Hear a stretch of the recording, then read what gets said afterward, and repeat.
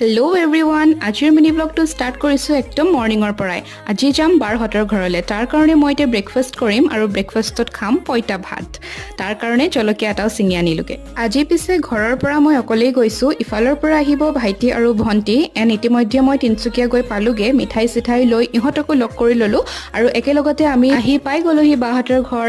আমাৰ তিনিটাৰ আজি ইয়ালৈ অহাৰ মেইন কাৰণটো হৈছে আমাৰ ভাগিনজনী তিশা। ইমান কিউট নহয়, তাইক ইমান মিছ কৰি থাকোঁ আমি। আহি পায়ে তাইক টোপনিৰ পৰা জগাই দিলোঁ আৰু তাইৰ লগতে আমি গোটেইকেইটা বিজি হৈ পৰিলোঁ। পিছে আহি পাই ফ্ৰেছ হৈ বায়ে চৰ্বত দিলে, সেয়া খালোঁ, চাহো খালোঁ আৰু মই বনোৱা ডিজাৰ্টটো অকণমান লৈ আহিছিলোঁ। চবেই অকণমানকৈ টেষ্ট কৰিলে আৰু এইজনী হৈছে মোৰ ফ্ৰেণ্ড, ওচৰতে থাকে কাৰণে তাইকো লগ কৰি ল'লোঁ আৰু ইমান দিন আমি লগ পোৱা নাছিলোঁ, ভাল লাগিলে তাইক লগ পাই। জীয়েকক মাহীয়েক দুজনীৰ হাতত গতাই বায়ে গোটেইখিনি লাঞ্চ ৰেডি কৰিলে, হুইচ ৱাজ ভেৰি টেষ্টি। আৰু এফালে ভিনদৌয়ে আমাক আইচক্ৰীমো খোৱালে। দেন আটাইয়ে আমি নিজৰ নিজৰ ঘৰমুৱা হ'লোঁ।